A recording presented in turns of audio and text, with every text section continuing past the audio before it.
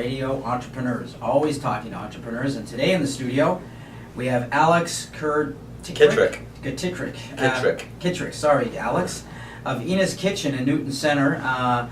Very impressive place. We have your pictures up on our Facebook page, and we have a video of your food here.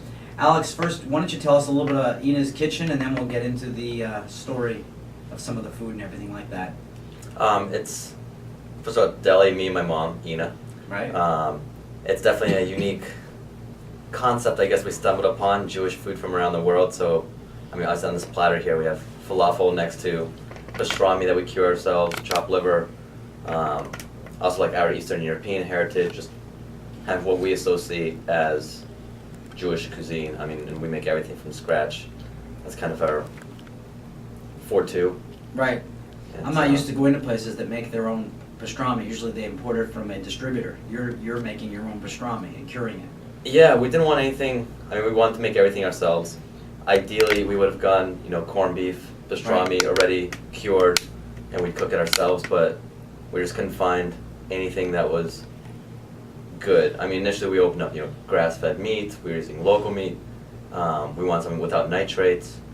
It just wasn't around, and we started experimenting, curing it ourselves at home before we opened, and now we've got it pretty down and consistent. You make your own hummus as well?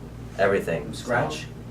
Except for the bread. Except for the gluten-free bread we bake. But. And you gave us some knishes that you have here that I'd never seen before as well.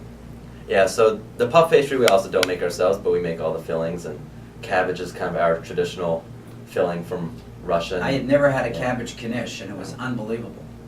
Yeah, it's selling up much more now that I advertise it as my favorite. It's right. People are more willing to try it when I push Fabulous. I'll tell you, we had the platter out in the studio before coming in here, and we had some people who had never had any kind of Middle Eastern or Jewish type food.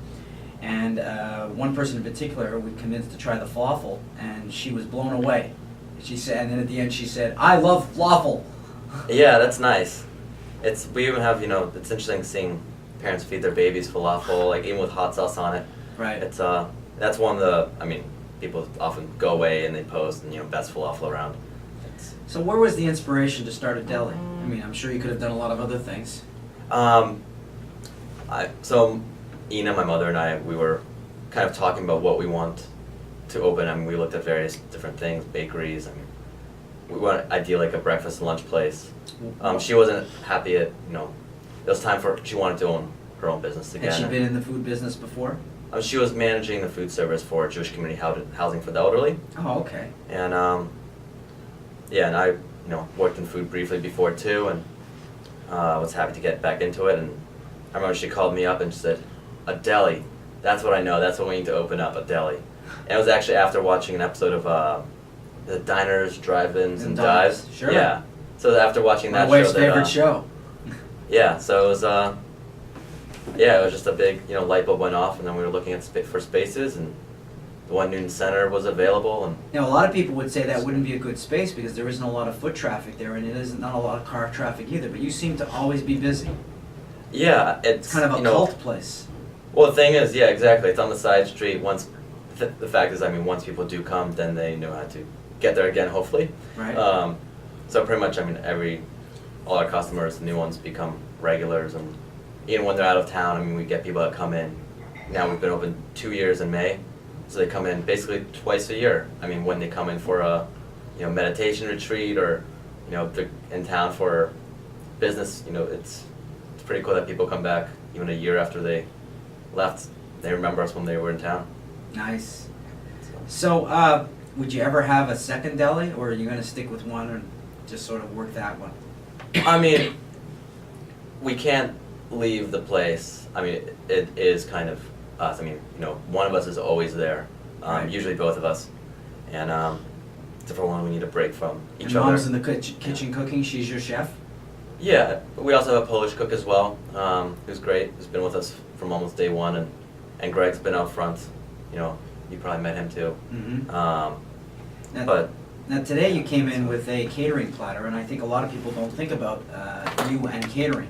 That's a big part of business. I know people have parties, they have shivas when Jewish people pass away.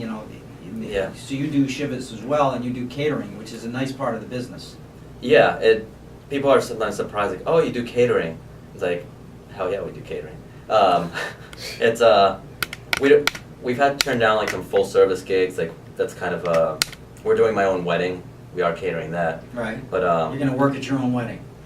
no, we're gonna work the day before the wedding a lot. Right. But we're hiring, people to help and serve, and our staff, who we can trust. And So what are you gonna serve if we at your mess up, wedding? there's nobody to blame except You for gonna be ourselves, serving right? pastrami and The food will be falafel good. at your wedding? No, it's yeah, it's gonna be a dairy and fish wedding. There's, also like the whole, another thing that's appealing for people from us is that we're the only, I think, place that's not supervised kosher but with kosher meat. Right. So more and more people, as that word spreads too, will come in, and it's a pretty big deal for people to be able to get kosher meat. And yeah, and even for for catering for shivas and such, a lot of people don't. They don't need supervised kosher, but it's like who's doing platters. This is Radio